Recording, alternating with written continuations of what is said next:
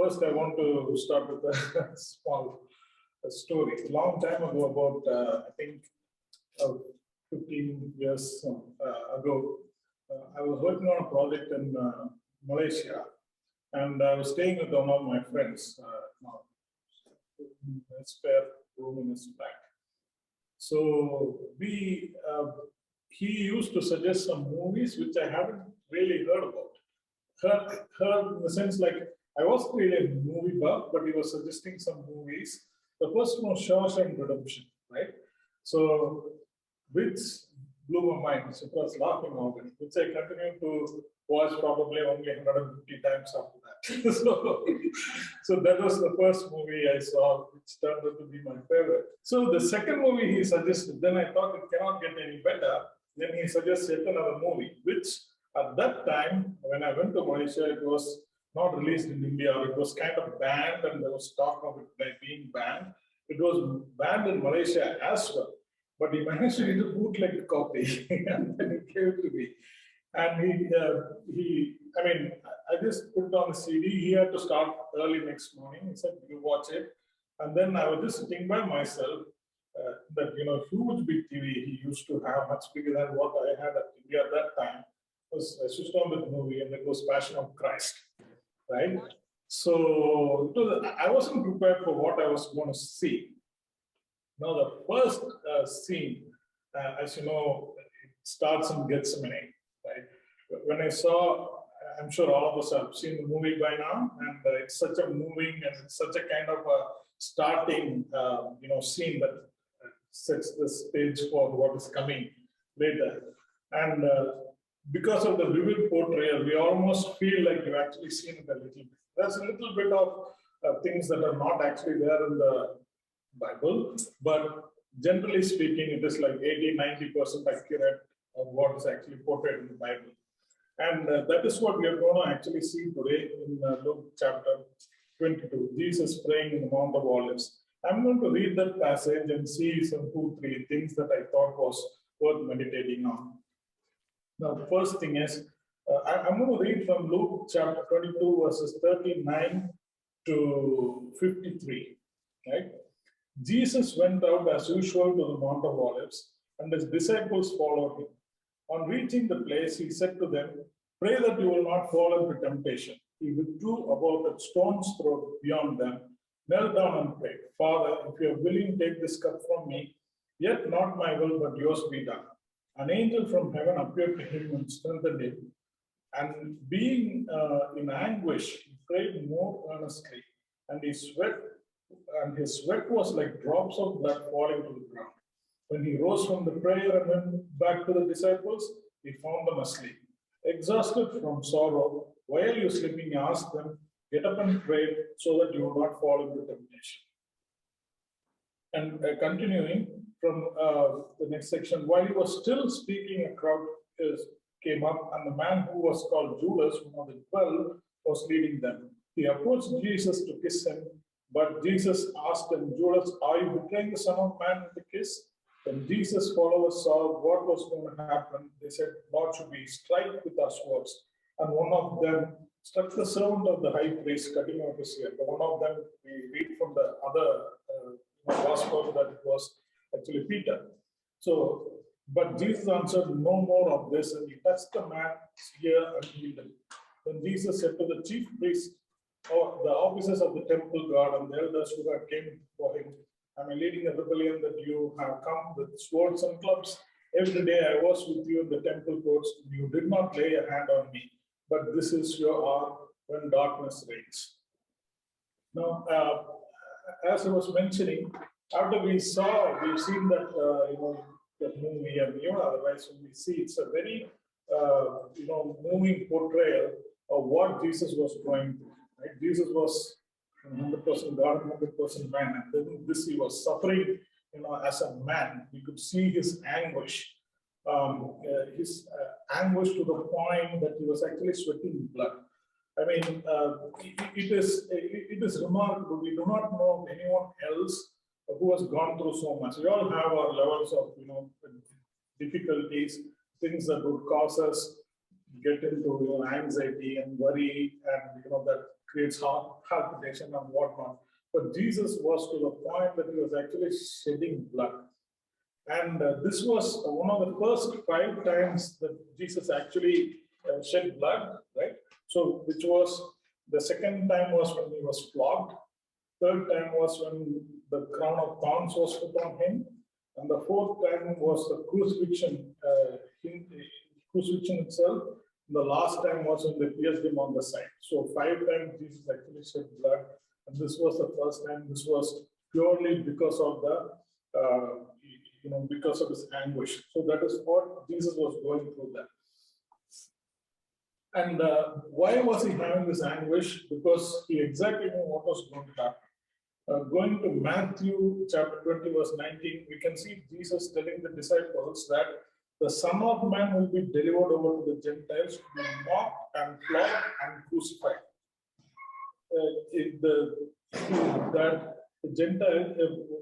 The Son of Man will be delivered over to the Gentiles to be mocked and flogged and crucified.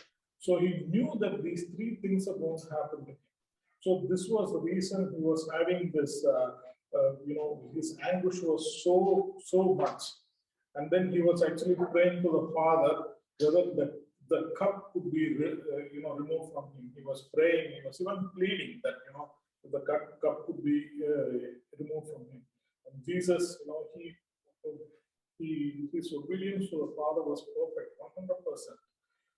But in this case, this was something that Jesus found too much even to go through.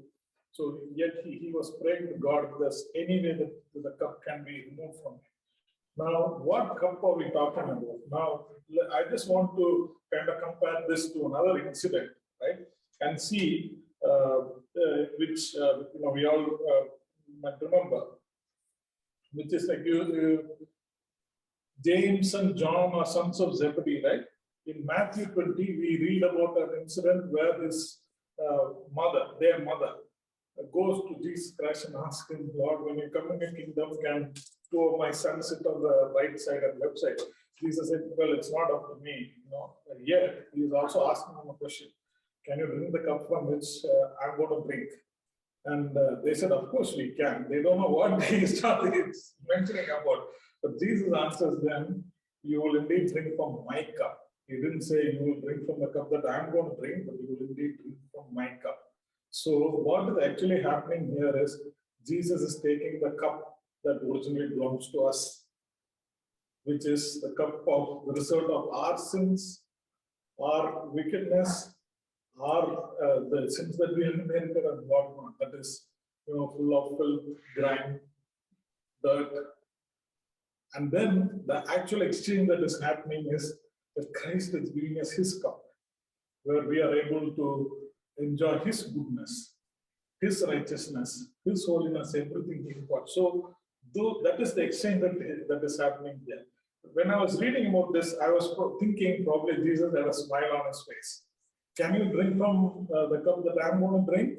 And they're saying, yes, we can. I said, yeah, you will drink from my cup. I can see Jesus smiling there because that exchange is already, it's going to happen.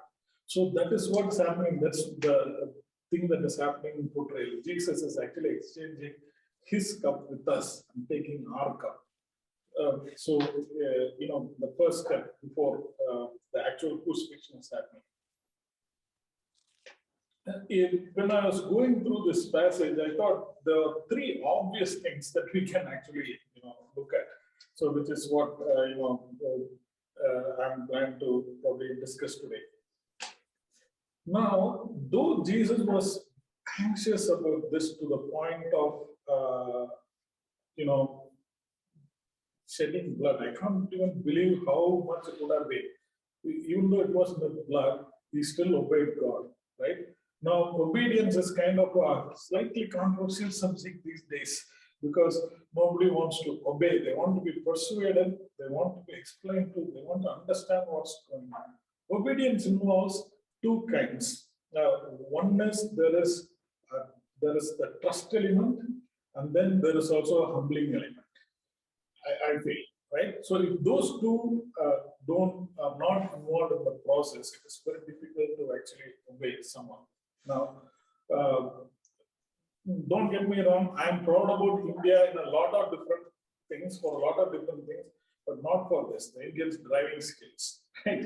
So, Indians, so long time ago, there was, it was written in Reader's Digest, nothing less. Right? In America, they drive on the right side of the road. In England, they drive on the left. In India, whichever side is free. So we are not known for that. As I said, we are known for many good things, but not for this. So when I came to India, I decided to take some driving lessons. Though I was driving for many years, when I came to England, I decided to take some driving lessons. So I told my instructor, look, I've been driving for a long time, but I want to take a few lessons, just in case. He said, sure, let me see how well you drive. Then he allowed me to drive for about 20 minutes, and then he stopped and he said, like, hey, hang on a minute, stop, like that. Don't get me wrong, mate. First thing is, before you can start learning to drive here, you have to unlearn a lot of things. Yeah. So I think that's kind of true here. When it comes to obedience, when we follow Christ, when we follow the kingdom things, we have to unlearn the ways of the world and start obeying Christ. However, the obedience here is not doesn't restrict our freedom, but the purpose of obedience and the rest are the kind of laws and the things that we are taught is not to restrict our freedom, but to enjoy our freedom fully. The freedom that Jesus given in Christ that we can enjoy. So the obedience that we have to obey God does not restrict our freedom, but the purpose of it is that we can enjoy the freedom that we have fully. But what kind of obedience that Jesus do here? In Philippians 2, 6-8 says, who, Jesus, being in very nature God, did not consider equality with God something to be used to his own advantage. Rather, he made himself nothing by taking the very nature of a servant, being made in human likeness, and being found in appearance as a man, he humbled himself by becoming obedient to death, even death on a cross. So he humbled himself to not only to death, but to death on a cross. He submitted himself there, which is what was happening in Gethsemane, as we can see.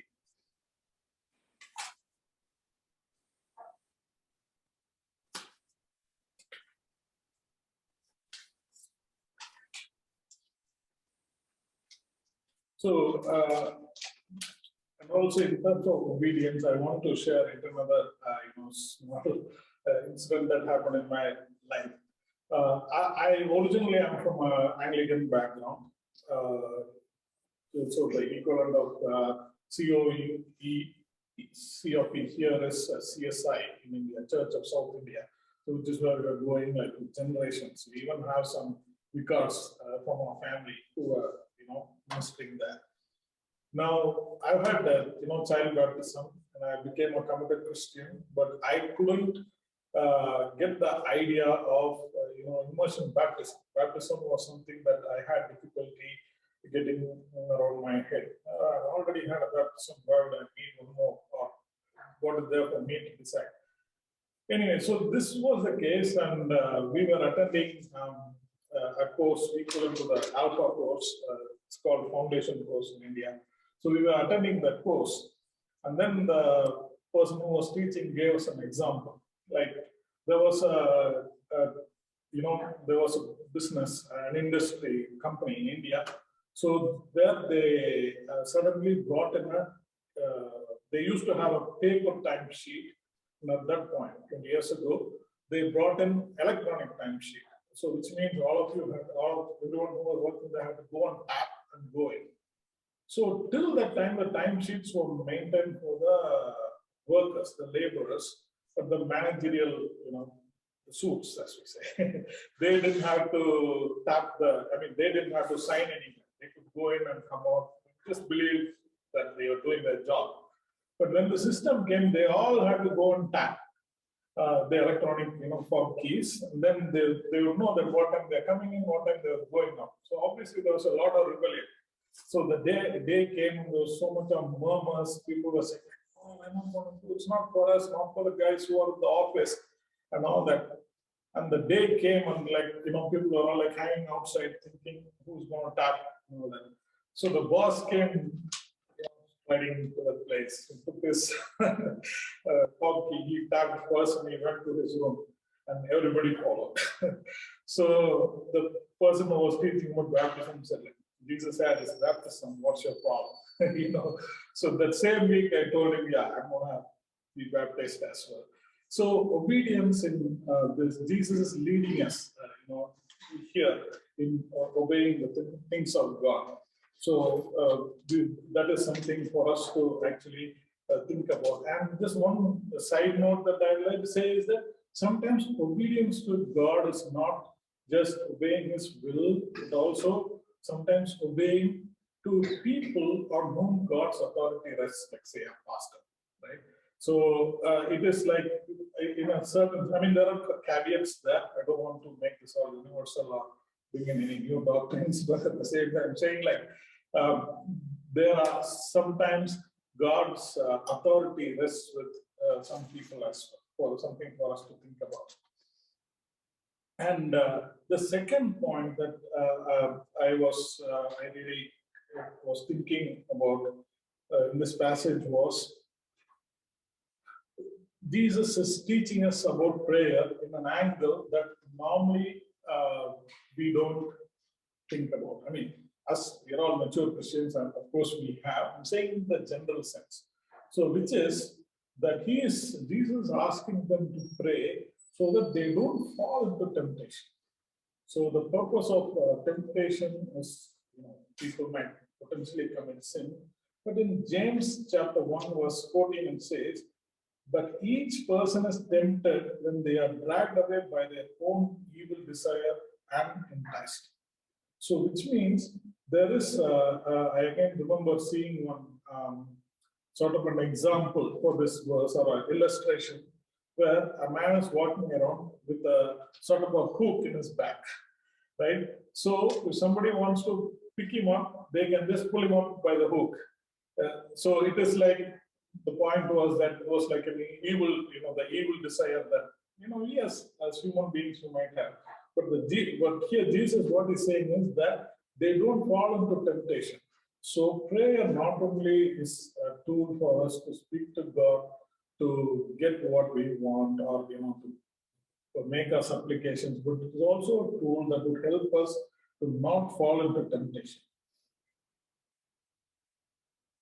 So, so this is the one thing that I thought. And the second thing that we thought was, again, we are coming back to the sons of Zebedee here. So he actually, the people whom he put there close to him was Peter, then James and John, the sons of Zebedee. So he tells them, my soul is overwhelmed with sorrow to the point of death. Stay here and keep watch with me. So he tells them, can you keep watch with me? And then he goes to pray. But when he comes back, he finds them sleeping. So which I thought was really very, they must have felt really, really bad when that was happening. Here was their, the teacher, their friend for 3.5 years, who's been with them all his ministry. And in his worst time, they were actually, sleeping. Which, I'm sure I would have been doing the same because I don't want to sit and, kind of criticize them. But at that point, I don't know what would have happened. But the point is that sometimes we are asked to pray for some people, or we have something that comes in our heart to pray for people. And again, I just want to share an incident. Some time ago, maybe 10 years or so ago, I was attending a Christian conference in central London. And we had a very, very strange, a very unusual, I should say, speaker in that meeting. It was a person by name Shabazz Bhatti. He was a Pakistani minister, a Christian man who was a cabinet minister in Pakistan, and he had come to speak in that meeting. And he was talking generally about the persecution of Christians in Pakistan and how he is actually the person who is dealing those things to give minorities, Christians, even other religions, the right so that they can live peacefully in Pakistan. But he said that his life was always threatened. And then he told us, he asked us, he requested us to pray for him at least for 2 minutes every day. So we prayed for him. I mean, I prayed for him most of the time, not all of the time. But whenever I remembered, I would sit and pray for him. But within a year or two, he was shot dead when he was meeting with his mom. He went to this mom, came back to his car, got into his car. Somebody opened the door and found a few bullets on him, and then he died on the spot. So that really shattered me. The point is, sometimes we have our friends whom we may not know well, but our brothers and sisters who live in much lesser situation than us. It would be incredibly, helpful for them. We could continuously support them in prayer. Like in the case of Jesus, when he was going through, I was thinking maybe for us, when we have these relative freedoms, which are so much more better, would it make sense for us to actually kind of have a kind of a kinship and bonding with some people and say, hey, you know what, we're going to continuously pray for you. We do pray, but I'm saying just to also let them know that we stand with them. It's just a thought. And in terms of prayer, recently I was having a conversation with my younger daughter. I was giving her some examples of the prayer that God answered for us. All of us have such incidents. I'm not going to give you examples. But as I was speaking to her, I realized that even my own faith was increasing. Because there are some prayer points that are unusual and so specific that there is no other explanation other than God intervening in our situation. Now, one fun thing was that when I was living in India a long time ago, when I was much younger, whenever I felt like traveling abroad, I would go to the airport, stretch my hand out and pray, Lord, I really want to make a trip abroad somewhere soon. I need to have a holiday. And miraculously, it would happen. One day, you won't believe, I didn't have time to go to the airport to pray, so I was walking on the seaside. So there was a plane going up, and I just said, I can't go to the airport now. Lord, let me pray. And then I stretched my hand to that plane, and I started praying. Within a few months, the same plane, I went to another country. It's just a fun fact. Prayer is not about, holidays. It can be. He is our Father. But I'm saying, there are so much more serious things, which when I was thinking about it, I was encouraged that, God is a prayer answering God, so we can approach Him. And the last thing that I felt was the second passage, right? Jesus is praying, he finds his disciples, and in the meantime, people, come to arrest him. The soldiers from the temple, they come to arrest him. And again, going back to the movie, there is this incident of Peter taking his sword and cutting off the ear of one of the people. It even says Malchus is his name. So when he cuts off, kind of to defend Jesus from this crowd, but Jesus says that he takes the ear and he actually heals Malchus. I thought that was really incredible. In the sense, like Jesus was in this state, he was literally preparing to go through this agony. But even in that time, Malchus mattered to Jesus. It is really amazing. If there is something that for us to, increase our compassion to people, is probably this situation. I'm not a person who is really given to a lot of patience. Road rage can get the better of me. So one day I was driving in Epsom Road, really embarrassing. Epsom High Street. And we had just come here, so I didn't know which lane to get into, so I was struggling a little bit, choosing the lane. And then a guy behind me started honking a white van. So immediately, I don't know, I got that kind of a reaction in me. I started driving in the middle of the road. So this guy was honking and I was going in the middle. And then this was continuing all the way up to Sainsbury's. So in Sainsbury's, yeah, I was shouting, he was shouting. It was not very nice. It was not pleasant at all. So just about we were crossing where we turned here for Glen, he actually overtook me. And I thought, oh my, he is going. Now this is going to get serious now. I don't know what. And he rolled down his window, right? Then I hesitantly rolled down my window and he leaned out and said, what would Jesus do, man? I have this, fish stuck at the back of my car, and there's a huge blood cross in the front. He saw both and he realized I was a Christian. I didn't know where to look. So I was like, I'm so sorry. Sorry, say it again. Yeah, slowly I rolled the window and I said sorry. And then I went out. I mean, the point is, this is my nature. Whereas we see Jesus being compassionate to somebody in his worst state. This is, can any point in anybody be in a worse position than Jesus? But even there, Malchus, his name is also mentioned. I thought it was made up in the movie. Only after that I went and checked the Bible, and the name of Malchus is actually written there. So Malchus mattered to Jesus even in that situation. I'm thinking this is a big inspiration for us to be very compassionate about people. So that is pretty much what I wanted to discuss today.